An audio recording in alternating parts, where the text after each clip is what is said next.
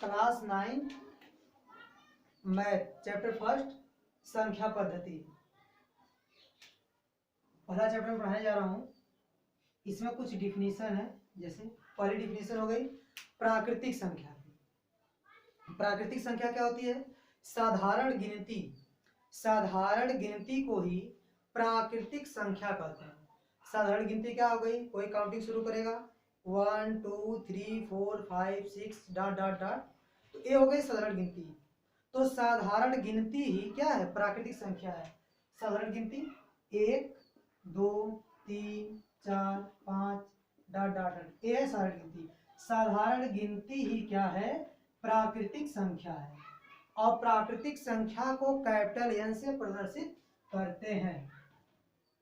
अब इसके बाद दूसरी परिभाषा हो जाएगी हमारी पूर्ण संख्या की। और पूर्ण संख्या क्या होती है? प्राकृतिक संख्या में केवल जीरो को सम्मिलित कर लिया जाए। प्राकृतिक संख्या में केवल जीरो को सम्मिलित कर लिया जाए तो वह पूर्ण संख्या बन जाती है। जैसे प्राकृतिक संख्या है 1 2 3 4 5 डॉट डॉट डॉट, ये हो गई प्राकृतिक संख्या। अब प्राकृतिक संख्या में केवल जीरो को सम्मिलित कर लिया जाए, प्राकृतिक संख्या के साथ अगर जीरो मिल जाएगा तो यह पूर्ण संख्या बन जाएगी। और पूर्ण संख्या को हम लोग कैपिटल डब्ल्यू से प्रदर्शित करेंगे। अब इसके बाद तीसरी डिफिनेशन हो जाएगी पूर्णांक। पढ़ लेते हैं पूर्णांक। पूर्णांक क्या है? पूर्णांक को आई से अथवा जेड से प्रदर्शित करते हैं। और पूर्णांक है क्या? पूर्णांक जैसे -1 -2 -3 comma dot dot dot, -1 -2 -3 dot dot dot और 0 फिर -1 2 3 डॉट डॉट डॉट, यानी +1 +2 +3 +4 डॉट डॉट डॉट और -1 -2 -3 -4 डॉट डॉट डॉट और 0। इन सबको मिलाकर क्या बनता है? पूर्णांक। क्या बनता है? पूर्णांक। पूर्णांक मतलब +1 2 3 4 डॉट डॉट डॉट, प्लस वाला भी आएगा और -1 2 3 4 डॉट डॉट ये भी आएगा, यानी प्लस वाला भी आएगा माइनस वाला भी आएगा और साथ में जीरो भी। अगर ये सब मिलके क्या बना देंगे? पूर्णांक। और इसके बाद हम पढ़ते हैं धनात्मक पूर्णांक। धनात्मक पूर्णांक को हम लोग i प्लस या जेड प्लस से प्रदर्शित करते हैं। धनात्मक पूर्णांक को i प्लस या फिर जेड प्लस से प्रदर्शित करते हैं। और धनात्मक पूर्णांक क्या होगा? इसे +1 +2 +3 +4 कॉमा डॉट डॉट डॉट, ये है हमारा धनात्मक पूर्णांक। +1 +2 +3 +4 डॉट डॉट डॉट, ये धनात्मक पूर्णांक है। और हमको पता है किसी संख्या के आगे प्लस छिपा रहता है, उसको लिखें चाहे न लिखें। 1 2 3 4 डॉट डॉट डॉट, वही चीज है, इसको ऐसे लिख सकते हैं। और ये देखने में लग रहा है कि यह प्राकृतिक संख्या है। तो धनात्मक पूर्णांक और प्राकृतिक संख्या एक ही चीज है। धनात्मक पूर्णांक को हम लोग प्राकृतिक संख्या कहते हैं, कह सकते हैं, कोई दिक्कत नहीं। इसके बाद फिर 5वां नंबर आता है ऋणात्मक पूर्णांक। ऋणात्मक पूर्णांक को i माइनस से अथवा z माइनस से प्रदर्शित करते हैं।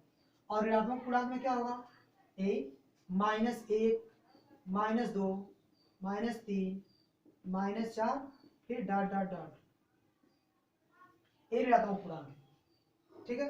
अब इसके बाद हम लोग क्या क्या पढ़ लिए? प्राकृतिक संख्या पढ़ लिए, पूर्ण संख्या पढ़ लिए और पूर्णांक पढ़ लिए, धनात्मक पूर्णांक, ऋणात्मक पूर्णांक।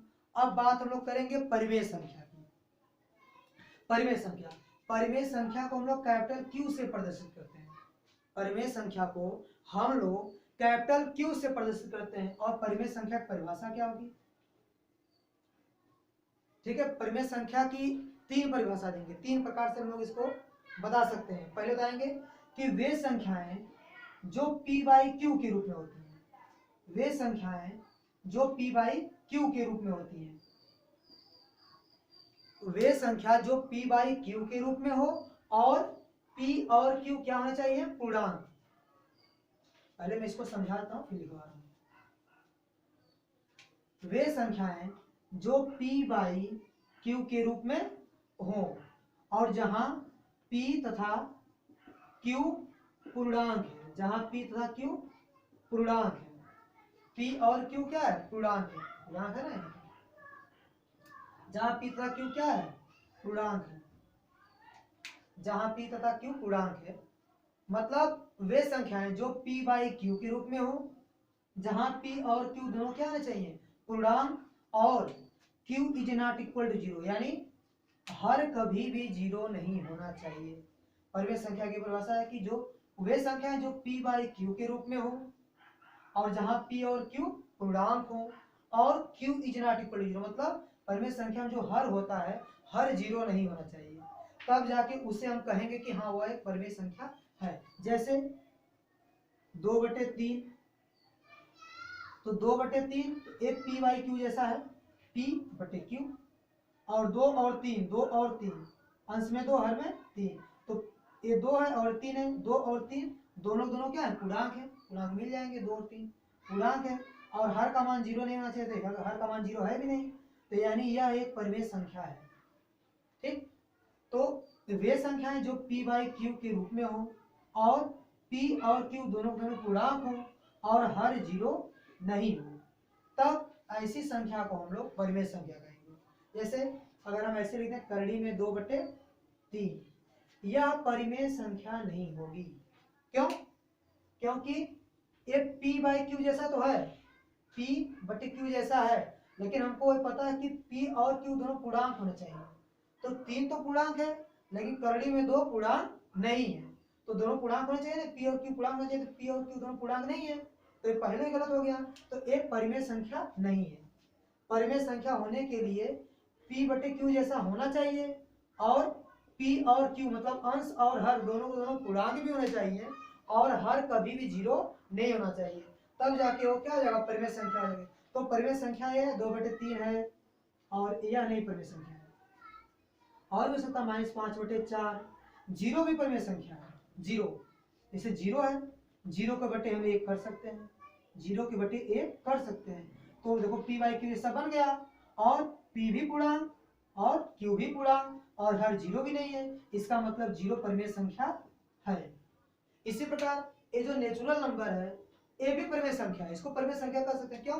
क्योंकि जो नेचुरल नंबर है, ठीक है, जो natural number 1 2 3 4 5 dot dot dot, सबके बटे हम लोग 1 तो लगा सकते हैं ना, सबके बटे 1 लगा देंगे, तो सब संख्या लेके p बाई q ग्रुप में हो गई, सब p बाई q ग्रुप में हो गई, और p और q दोनों पूर्णांक भी हैं, और हर 0 भी नहीं किसी का, तो वैसे ये भी परिमेय संख्या हो जाएगी, यह भी सब, मतलब चाहे प्राकृतिक संख्या हो या पूर्ण संख्या हो, या ये सब के सब क्या है, परिमेय संख्या होती है।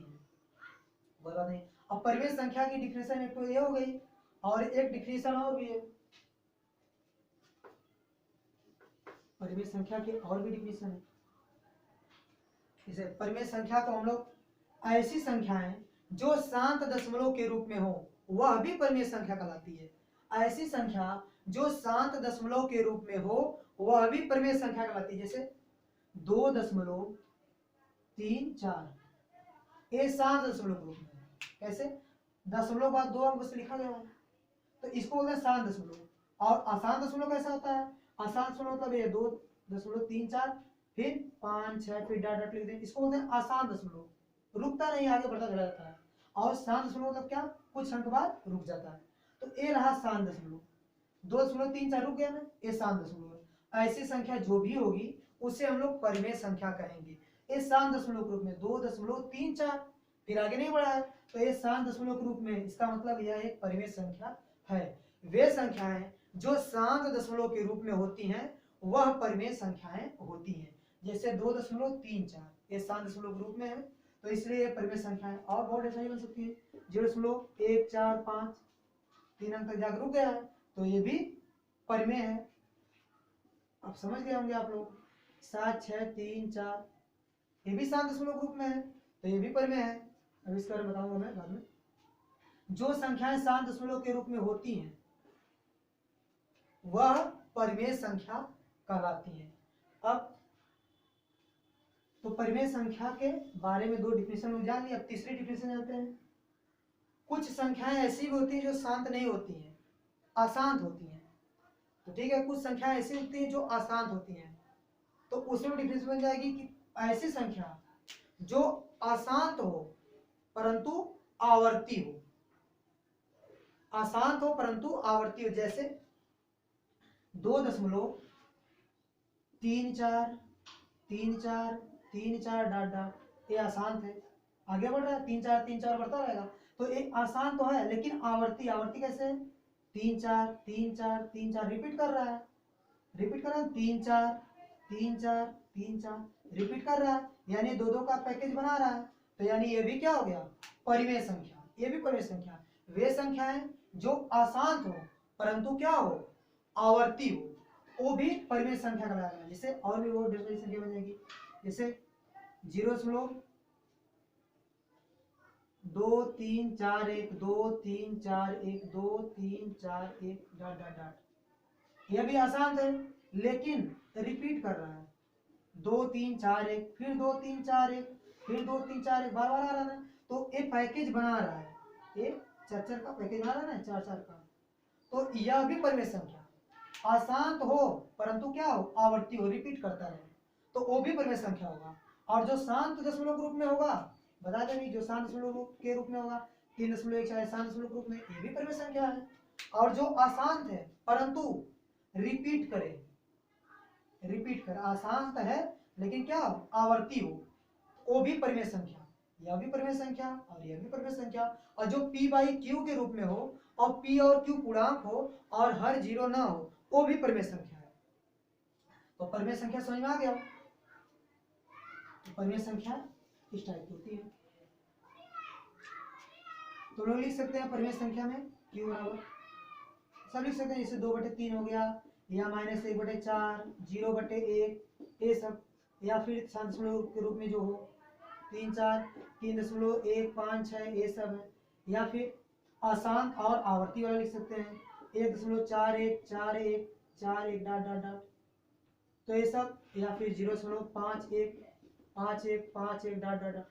तो ये सब परिमेय संख्या के अंतर्गत आएंगी। अब बात करते हैं अपरिमेय संख्या। अपरिमेय संख्या को क्यू कॉम्प्लीमेंट से लिखा, QC मतलब क्यू कॉम्प्लीमेंट। तो अब बात करते हैं कि अपरिमेय संख्या क्या होती है। अपरिमेय संख्या वे संख्या, ऐसी संख्या या ऐसी संख्या जिसका दशमलव प्रसार क्या हो, अशांत हो। ऐसी संख्या जो अशांत दशमलव ग्रुप में हो, जिसका दशमलव प्रसार क्या हो, अशांत हो, और वो आवर्ती ना हो, अनावर्ती हो, रिपीट ना करे, तो उसे बोलते हैं अपरिमेय संख्या।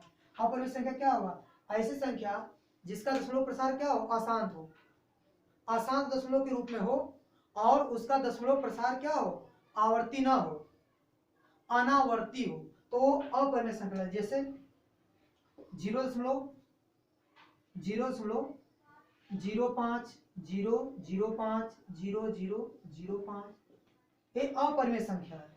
कैसे, यहाँ ये आसान दशमलव के रूप में है और ये क्या बोलते हैं, रिपीट नहीं कर रहा है, इसे 0.5 फिर आगे 0.5 नहीं मिल रहा है। या अगर 3 अंक देखा जाए तो 0.50 तो मिल रहा है, फिर आगे मिलेगा 0.0, लेकिन इसके बाद 0.0 नहीं मिलेगा। जैसे पैकेज बन गया 0.0 फिर 0.50 फिर आगे 0.0 नहीं मिल रहा है, यानी पैकेज नहीं बना रहा है, यानी ये रिपीट नहीं कर रहा है। तो इसको किसके कैटेगरी में डालेंगे, अपरिमेय संख्या। ये किस कैटेगरी में जाएगा, अपरिमेय संख्या। तो यानी इसको कहेंगे कि ये अपरिमेय संख्या है। तो वे संख्या जो अशांत हो और अनावर्ती हो उसे अपरिमेय संख्या कहते हैं। तो हो गया, ऐसे बहुत सारे एग्जांपल दे सकते हैं, 0.01 001 0001 ऐसे बहुत सारे बन जाएंगे, और भी बन सकते हैं। फिर जैसे 1.21 फिर 221 फिर 2221 ऐसे बन जाएंगे। ये सब अपरिमेय संख्या है। अपरिमेय संख्या जैसे करड़ी में 3 भी होता है, करड़ी में 2 होता है, पाई भी अपरिमेय संख्या कैटेगरी में रखा गया इसको भी। तो ये सब संख्याएं अपरिमेय संख्या है। जबकि 22/7 जैसे यहाँ लिख दूं 22/7, 22/7 तो आ जाएगा परिमेय में। 22/7 जैसे परिमेय संख्या परिभाषा क्या है, p बाई क्यू के रूप में होना चाहिए, तो p बाई क्यू के रूप में है। p भी पूर्णांक, q भी पूर्णांक, 22 एक पूर्णांक है, 7 भी पूर्णांक है, तो p बाई क्यू के रूप में है, और p और q दोनों पूर्णांक है, और हर जीरो भी नहीं है, यानी 22/7 क्या है, परिमेय, और पाई क्या है, अपरिमेय। ऐसे पाई और 22/7 ये बराबर नहीं होते, कभी बराबर नहीं होते हैं, ये लगभग बराबर होते हैं। ठीक, ये लगभग बराबर होते हैं। ये खुद इसको अपरिमेय माना गया, इसको परिमेय कहा गया। बराबर होते हैं, दोनों को अलग अलग नहीं रखते हैं। ठीक है, तो परिमेय अपरिमेय हो गया। ठीक है, इसके बाद हम बात करते हैं वास्तविक संख्या के बारे में। वास्तविक संख्या क्या होती है?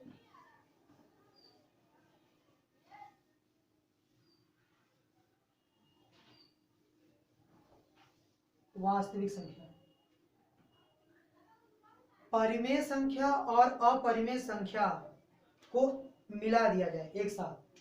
परिमेय संख्या और अपरिमेय संख्या दोनों को मिला दिया जाए तो मिलाने में जो संख्या प्राप्त होती है उसे क्या कहते हैं? वास्तविक संख्या कहते हैं। तो वास्तविक संख्या क्या है? परिमेय संख्या और अपरिमेय संख्या का सम्मिलन। दोनों को मिला दिया जाए, परिमेय संख्या और अपरिमेय संख्या के सम्मिलन को वास्तविक संख्या कहते हैं। ठीक है, परिमेय संख्या और अपरिमेय संख्या को मिला दिया जाएगा एक साथ तो वो क्या बन जाएगा? वास्तविक संख्या। और वास्तविक संख्या को कैपिटल आर से प्रदर्शित करते हैं। तो वास्तविक संख्या क्या है? परिमेय संख्या और अपरिमेय संख्या को मिलाने पर बनी संख्याओं का समुच्चय। तो परिमेय संख्या जैसे 22/7 हो गया, 2/3 हो गया, या नेगेटिव हो सकता -1/4, ये सब परिमेय संख्या है। अपरिमेय संख्या इन सबको मिला दिया जाए तो ये सब जब मिल जाएंगे, कॉमा डाटा बोर्ड होंगे, तो इन सबको मिला दिया जाए तो ये क्या बन जाएगा? वास्तविक संख्या। तो वास्तविक संख्या क्या है? परिमेय संख्या और अपरिमेय संख्या को मिलाने पर जो समुच्चय प्राप्त होता है संख्याओं का, उसे हम लोग वास्तविक संख्या कहते हैं।